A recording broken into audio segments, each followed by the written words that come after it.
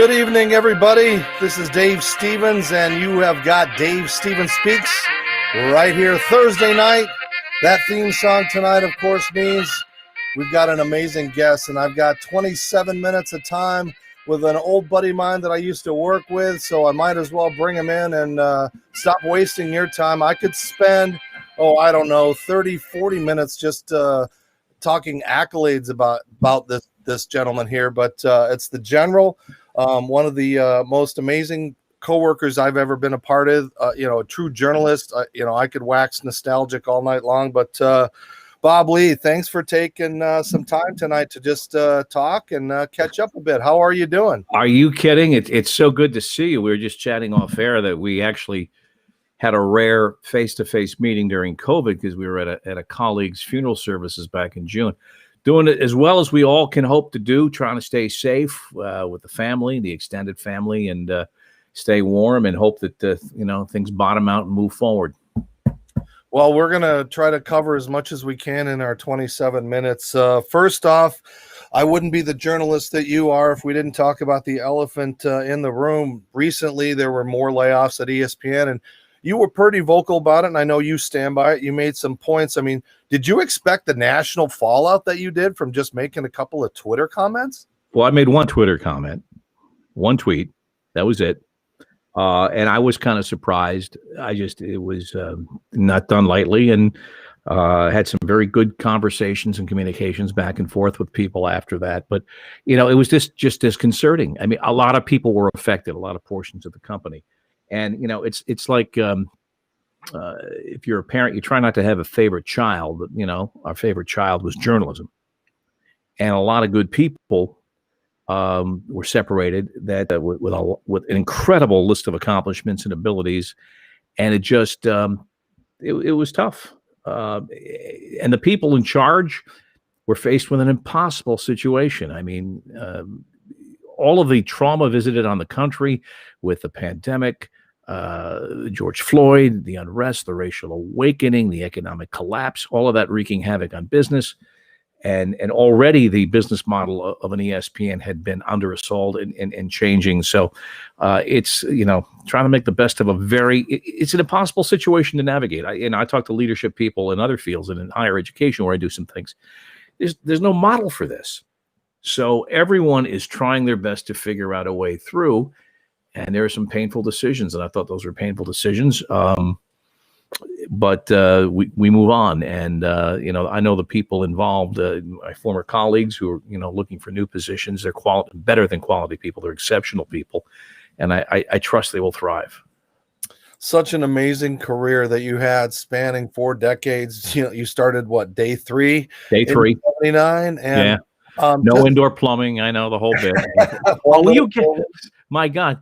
Did that kid on the lower left have a note from mom? I mean, and lower right, I think that's a shot from the 1989 earthquake. Yeah, I was going to, if you're going to jump the gun, I'm going to go ahead and go to it. We're going to talk historically that date still, it comes up in history. And I think that's kind of the when the world really got to know who Bob Lee was, because all eyes were on you because ABC didn't have a lot, coming from there. We were 1 year away from becoming a full rights partner with MLB, so we didn't have an advantageous position near Candlestick Park. Remember, it was the A's and the Giants playing each other in that World Series, the Bay Series. So we were on generator power out beyond center field at Candlestick Park. And when it hit at, was it 5:17 or 5:14 on October 17th, or 5:04, I was in the upper deck, 5 rows from the top of the stadium. It's like trying to stand on a waterbed, except you're standing on concrete. We later learned that we were fortunate that the top wind baffle of the stadium didn't collapse. It had just been reinforced the year before.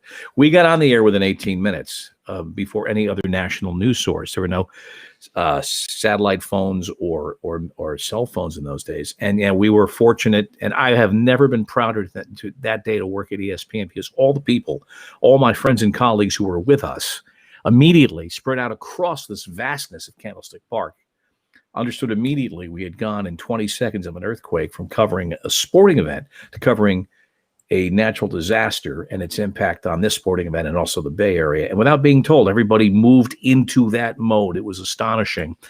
And a little side note, though, but at the same time, they each found time to walk behind me on camera in our compound so that their loved ones at home could see that they were okay, which was a very valid concern back then.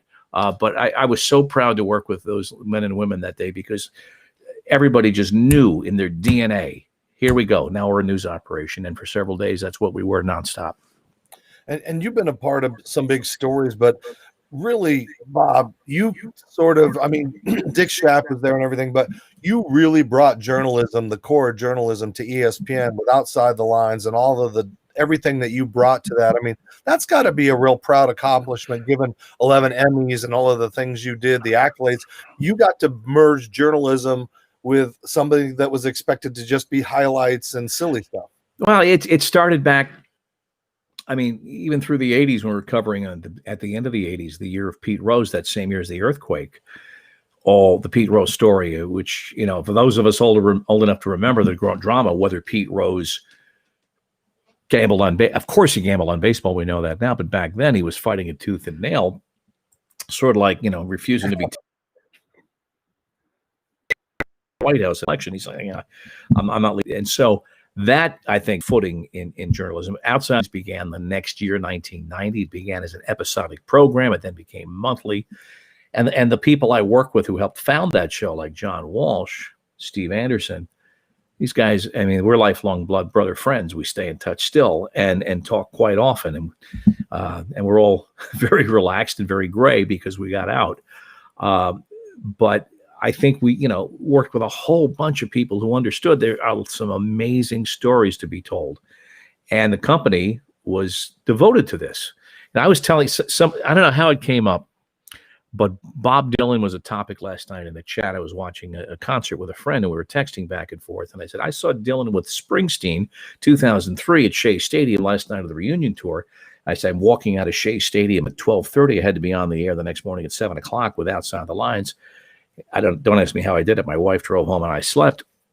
Point was, that was the weekend ESPN fired Rush Limbaugh, his short tenure as an NFL analyst on game day or countdown, whatever we were calling it back then. And we were doing our Sunday morning Outside the Lines on the Rush Limbaugh situation, what had happened and what the greater picture was. We were the center of that story in 2003, early October. There was never a question about doing that show. There was full support from up and down management at every level. And, you know, we judiciously put our panel together and, you know, explain what we were doing. Do it. And that's the level of commitment that existed. And still, I think on many levels does exist, but it's a matter of having enough people to cover. And you know, I did a panel at Seton Hall where I do a lot of work about 2 weeks ago about the difficulties of conducting journalism now, even sports journalism in the age of COVID. It's so difficult. How are you going to have quality one-on-one time with somebody? You know, yeah, phone, text, but I mean, you know, the best communication, as you well know, I mean, you're out there spreading your incredible message. It's interpersonal connections in person, and you can't have that now. So that's the challenge now, I think, to get out there and tell stories that need to be told. Is how do you tell them as eloquently and as completely without that personal connection?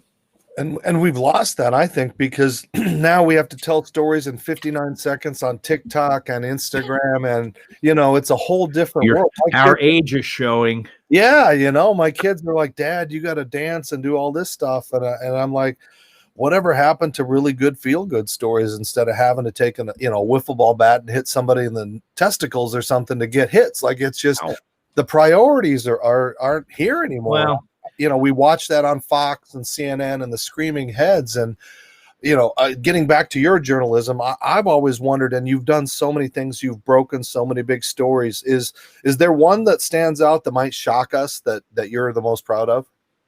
Oh, geez. I mean, I just think the body of work over a number of years that we did in the area of traumatic brain injury, concussions, and sports was in front of the curve, stayed in front of the curve, was fair, was tough, was accurate. That whole body of work, and I work with some incredible people, Mark Fainaru-Wada, Steve Fainaru, a number of colleagues who just in that area, and on micro stories and macro stories. Areas also in the area of sexual exploitation with coaches and whatnot. It just mega issues. We did a lot of things on race in sports. Now, saying that in 2020 in November, if you were to go out back and look at like our show in 1993, Portraits in Black and White, Race in Sports, you'd look at it and you'd think maybe it's a production of The Onion because of where our sensibilities are. We did a whole show on the N-word maybe 8 or 9 years ago, and it was, very tough to get our arms around, very carefully produced, thoughtfully produced. It was thought as a great risk taken and received very well. And I was very gratified by that. If you were to look at it now, you'd say, what were you sweating about? So, you've got to put yourself back into the times when these things were produced and what the expectations were. But those particular areas, I think I was very happy with. It also it was a great pleasure of mine to work on World Cup soccer. And I think what we did in and around the 2010 World Cup, both in journalism and just simple storytelling. There I am. I think that's why I say Germany friendly. But I made 3 trips. The company was so supportive, Dave. I made 3 trips to South Africa, and that's not like going out for a quart of milk. That's a full day's trip. Reporting and then covering a nation just 20 years removed from apartheid. Mandela was still alive. In fact, he made an appearance in poor health at the final. But showing the world what that nation was about and what that event meant to that. And Jed Drake, our executive producer, a man given to grand statements and delivering on them, said going into the 2010 World Cup, this event will change your lives. And, we said, well, could be Jed. He was right. He was right. It was stunning to spend so much time in that nation around a sporting event and see what sports and politics and, just that whole story. So I've been very fortunate. I've seen so much of the world and the best part, on somebody else's dime. Yeah, I remember some of those crazy expense reports. Holy cow, right. You can't even slide those through these days. But, Bob, where did your passion for soccer come from? Because it seems so weird. And I don't know if it was an early childhood thing or it developed once you kind of had it around you at ESPN. Well, it was from my 50-goal season in the American Soccer League when I won the scoring title that year with the bicycle. Oh, no, what did I say? I never played. Silly people. My high school, Bloomfield High in North Jersey, was in the same conference as Kearney High. Kearney High in North Jersey. Kearney, the town of Kearney, produced Tab Ramos, who played across the river in Newark, but John Harkes, Tony Miola. So, this is good soccer country. We also played Columbia High School, coached by Gene Chisowitz. If you're in soccer, these names mean something to you. So I gained a lot of interest there. I was the manager of my high school soccer team. And then in local cable, when I started back in the mid to late 70s, we started televising. And I worked for the Cosmos, did public address at Giant Stadium when they were selling the place out. And my last game with the Cosmos was Soccer Bowl 79. Finished that game on public address, walked out to the parking lot, got in my car and drove to Connecticut because I was starting that weekend at ESPN. Wow. That's just such a great memory. And you talk about that early start. And, of course, we got to mention the big 3, Tommy and Boomer. That's the 10,000th Sports Center, December 1988. Yeah. And God bless Tommy. Yeah, it still doesn't seem, it doesn't sink in. I'm sure there's not a day goes by that you guys don't remember him fondly. Just his amazing love for sports, but his love, that showed in the newsroom. I only got to know him a little bit in my tenure, and it was just to grow up with you guys and then to work, alongside you guys. It's still, we'll never be able to explain that to people of what ESPN was like in its heyday and what it meant to the world. Well, you say in its heyday. Things change. Inevitably, things are going to change. And you could say that, back then, we'd gone from an era of just 3 networks. ESPN comes along in 1979. in that 1979, say through late 1980s, prior to the internet and the digital beginning, we became a growing force, I think, on the sports landscape, and a great cultural sports force. That's probably the thing I'm proudest about. You can't write the cultural history of the last half of the 20th century in the United States of America without talking about ESPN. I think some of that is captured in Jim Miller and Tom Shell's book. Those guys have all the fun, the oral history of the network. We connected. Chet Simmons, who hired me, passed away about 7 or 8 years ago. Man was the president of NBC Sports. He and Scotty Connell. These guys had come in from NBC to run ESPN. I mean, and hire a 24-year-old kid. But I remember Chet and Scotty telling us, talk to sports fans the way you want to be spoken to. And so you respect your audience for their intelligence and for their knowledge. You get every pronunciation right. If you're going to offer an opinion, make sure you can defend it, that it's grounded in fact. And especially in the early years, if you don't know what the hell you're doing, make it up. We did. We made it up out of necessity, and it made us better broadcasters, and we had a hell of a lot of fun.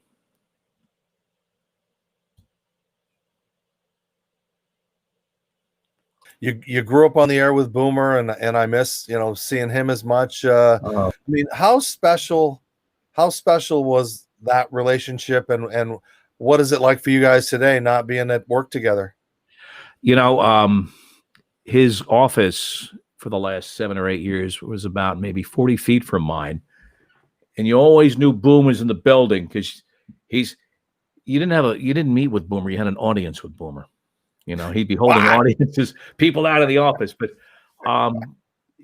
when you done what it wasn't just the two of us. There are a lot of people from the early years, Dave, and a lot of them came back to celebrate in the 40th anniversary last September. It's nonverbal. And I could sit here for an hour and tell you stories and try and explain it, but it's there, the shared experience. And so, Boomer and I, we were texting about 7-10 days ago. And, it's not prudent to get together at this point, but you buried the lead, by the way. Boomer is texting. Yeah, I know. Amazing thing. Never an email, just a text. But it's nonverbal. We just would, we had lunch last summer before this, with John Walsh and Steve Anderson. These names, executives, guys who helped found OTL, were major guys for 30, 40 years at the company, and myself and Boomer, we got together in Hamden, Connecticut. And we just sat there for 2.5, 3 hours and just told stories. And, the picture of the four of us, we had the waitress take a picture. It's just, it's a keepsake, but it's nonverbal. So much you don't have to say. And we talk about that. All we have to look at each other and start smiling, and all those memories come back. And we're so glad we have those more than anything else. Yeah. I'm so glad to have you here. I got to ask you a question, though. You've got 11 of them. Have you ever broken the tip off of one of these? I'm no. Not like what no. I was noticing behind you. I mean, I got a few here. And I'm very fortunate. What my wife used to do when they were used to at one of our homes, that cabinet there, it would be, I think, in a hallway near the Christmas tree. She would put garland on it. And I want to treat it respectfully, because the NATS, is very good to award those, but those are neat. But while, people that see them, we call civilians, people out in the business, the first one is great because everybody in your family gets to share it. And I can't tell you how many people I know who, independent of each other, we all did the same thing with our first Emmy. My buddy Andy and somebody else, at least 4 people, including myself, that we got our first Emmy. In my case, it would have been the early 90s. And I gave it to my father. And I'm not alone in that. A lot of people, when they are fortunate to win an Emmy, and maybe their only Emmy, but the first, to kind of say thank you for the support through our, growing up. Oh my gosh. Bob Lee joining me here. We've got about 7 or 8 minutes left. This is Dave Stevens Speaks on WXRW, River West Radio, and of course all the Dave Stevens Speaks platforms and the Disability Channel. So thank you guys for your support. And Bob, as we kind of wrap things up, people always kind of put you on the spot sometimes. But I'm wondering, for you, is there one interview that just stands out that you are the most proud of, that you got somebody out of their shell or did? Because I've always based my interview style on your style and Howard Stern's style, because if you're fair to them, you do your homework on them, you're going to get them to open up and say things rather than be attacked. And so I'm wondering if there's one interview. Don't have an attitude. Exactly. You know, speaking of Stern, today when I was out walking, listening to his interview yesterday with Elton John. Epic. Amazing. Yeah. Epic. You know, it's funny you say that. I've been fortunate. I've interviewed 4 U.S. presidents, number of people, but 2006, producer Justine Gubar and I had done a lot of work on Lance Armstrong and doping, and that point, just like Pete Rose with gambling, Armstrong was steadfast. He didn't cheat. All his 7 Tours de France were legit. And we had done a lot of work and had talked to people all literally from New Zealand to France to England to the United States, Greg LeMond. And we had assembled a pretty definitive circumstantial case that something seriously was going on here. And Lance came on the show and I interviewed him for about 10 or 12 minutes. And as you say, the best way to talk to somebody about something is a simple, as we say, open-ended question. And the best follow-up is why? And so you, as the cops would say, you lock somebody into it. And over the course of, say, 10 to 12 minutes, Armstrong, you know, consistently denied this, denied that, against an accumulation of things. Well, so-and-so said this, so-and-so said that. And to the end, well, how is it that all of these people, independent of each other, they've never met each other, all over literally this planet, say pretty much the same things about you and doping or whatever the circumstances were? And he didn't really have a good answer for it. There was no gotchas, but in the moment, singularly, but in the accumulation of this. And when all of this came crashing down a few years later, when he did the interview with, was it Oprah? When he fessed up, we posted it again, and it got, my God, it must have got 1 million hits. Because the answer was out there for you 6 years, 10 years earlier. If you just looked at it, it was basically, and we parted, by the way, after that interview on good terms. I've never met him in person. I've talked to him several times off the satellite. He ran into a friend of mine at a resort about 2 weeks later. And he said to my friend, who for this purposes of this story shall be named Charlie Steiner, he says, Charlie, I just did an interview with Bob the other day on Outside the Lines. Hey, I had a great time with him. Okay, it was a good experience for him. And I just thought that was a win-win. It was a win for the truth. It was not an abusive or a confrontational performance, and it was revelatory for the audience. And there was an attempt to tell the truth. And you didn't have to go in with a blowtorch. All you had to go in with the facts and polite questions and follow-ups like, why? Well, I got to ask, since you are one of the biggest Springsteen fans out there, how has the pandemic treated you since you can't go and see the boss it's been a while? I've been to 2 Jukes, Southside Johnny and the Avery Jukes drive-in shows. One was in a cow pasture in Litchfield, Connecticut. The other was in a shopping mall in New Jersey, which sounds like a cliche. The new album is tremendous. I listened to that on the plane a couple of weeks ago. Just the dearth of live music, period. My wife and I love going to shows, and my heart bleeds for those artists who aren't Bruce, who don't have that kind of lucre sitting in the treasury and need to work. And the venues and the people who work at the venues. I hope sometime in the new year there's something in Congress that will somehow find some money to help those, because, culture matters. Education matters. Yes, public health matters. I get it, and it's not top of the list, but it's got to be somewhere above the fold that our culture matters on every level, and getting some of that back into our lives matters. So is Bob Lee retired, or what is Bob Lee's typical day now? What are you doing? You were so busy all the time for 12 to 14 hours a day, at ESPN. So what's a typical Bob Lee day like? Oh, I know. I will say it's nice to eat when you're hungry, sleep when you're tired, and get up when it's time, you feel like it's time to get up, and not have to really answer to an alarm clock. A lot of reading, get the grandkids. As I said, doing some things with Seton Hall. We did a panel discussion there last week. We're working on some other things and having some conversations about doing some other activities. So Downshifting is nice. It's nice. I mean, you know what it's like to work in the boiling cauldron of a newsroom. I talked to one of our colleagues who was leaving the company, and we were just talking about just those days when something's breaking and it's great and your adrenaline's going and your deadlines and everyone's pulling, and it is one of the great experiences. But every day's not like that. But they're the good days, and they're the best days. When everyone's getting feeds, getting sound bites, this is breaking, that's breaking, and you're yelling across the room and you're on the air in 20 minutes and we need that guest booked. But to do, it was time for me to turn the page and move to a new chapter, and I'm glad that I have. Do you miss it though? You miss those days? I mean, and I don't want people to take this wrong. Right. You get a Boston bombing day, which is such a tragedy, right. Yet we all rose to that occasion as an entity. Do you miss those days? They're probably in the last, I haven't worked regularly in 2 years because I took a sabbatical before I retired. There've probably been 4 or 5 days or moments when I'd say, hey, it'd be nice to be working at that.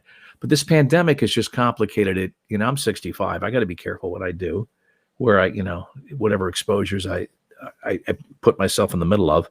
I miss the people. I miss some of those moments. But I learned long ago, when you make it, you buy into it. I'm happy. I feel great. I had a chance to take 90 minutes a day, out walking and listen to that Stern interview, and not have to spend 2.5 hours commuting in a car back and forth. They make it, they're not making more land. They're not making more time. 2 things that are, finite amounts. Well, Bob, it's been awesome to have you. I know you got to get going in a minute. Listen, let me tell you, your message, what you do, knowing you. When did we first meet? What year was it? What year did you start? It's going to be 25 years. It'll be 25 years, November 29th. Wow. Knowing you for all that time, knowing you as the professional you are, and then learn, and you peeled away some of the onions of your life experience as we got to know each other. It just, you didn't lay it all out there. And you were very, all I can say is your message for kids and for adults who need to hear it is, it's God's work. So good luck with that. You can't, you have, as I said to you before we started, you'll be an overnight success, right? And it only took you 50 some odd years, but what you're doing matters and it's important. Well, thank you, Bob. And I know you got to take off, but it's just been great having time. I wish we had another hour. We could talk about so much, but maybe we'll catch up down the road. Again, where can people follow you? How can they still see you on Twitter and Facebook and whatever? I'm not on Facebook. They can follow me, Bob Lee, ESPN on Twitter. I kind of lurk a little bit, but, I'm in the air. We hear from you every now and then, right? I'll drop in with a parachute, yeah. All right, that's the legendary Bob Lee joining me. Thank you, Bob. Safe travels. Okay. Of course, don't forget to listen to us every Thursday night. This has been Dave Stevens Speaks, and we appreciate all of the support, all the love. Make sure you follow me on Facebook, Instagram, Twitter, YouTube, LinkedIn, and all of those good places. Bob Lee, once again, was our guest tonight. You can watch these broadcasts again of course, on all of the platforms. And again, make sure you listen to the Disability Channel and support everybody at WXRW and riverwestradio.com. So again, this is Dave Stevens. We hopefully will see you next week and hear from us next week. We don't know who the guest is, but we wish you a happy Thanksgiving. And then again, hopefully we will have, something good for you. But thanks again, Bob Lee, for joining me. And thanks again for your support. This has been Dave Stevens Speaks on River West Radio, 104.1 WXRW.